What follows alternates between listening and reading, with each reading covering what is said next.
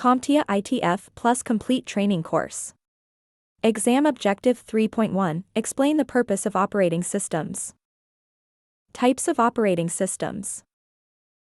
We just learned in the last few videos what an operating system is and what an operating system does, but does every computing device use the same OS?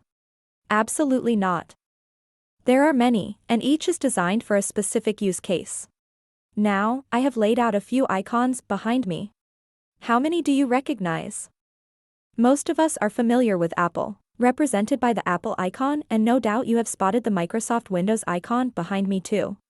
The penguin on the left, whose name is Tux, is the universal symbol for the Linux OS, and on the right we have the icons for Google's Chrome OS and Android. Next I will present some use cases, and list appropriate operating systems for each. I will start with workstation OSs. A workstation OS is designed to provide a user-friendly and feature-rich environment for individual users, often emphasizing multimedia capabilities, productivity tools, and personal customization options. So which operating systems apply to this scenario? First we have Linux. Linux has many different distributions, some of which are great for workstations. Next we have Apple. Apple also offers an OS for workstations. Their workstation OS is Mac OS. Microsoft offers Windows 10 and Windows 11. And a little less known, but also considered a workstation OS, is Google's Chrome OS. Servers have operating systems that are very similar to a workstation OS, but they are likely to be optimized for robustness, security, and stability to efficiently manage and serve resources and services to multiple clients in networked environments. This is an area where Linux excels. Many of the Linux distributions have been purpose-built for server environments. Windows also has server-specific operating systems.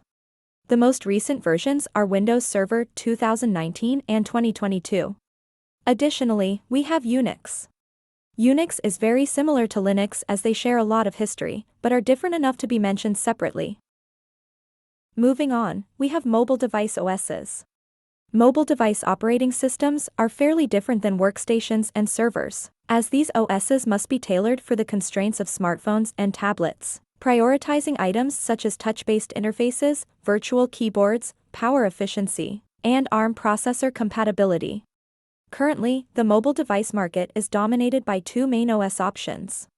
They are Apple iOS and Android.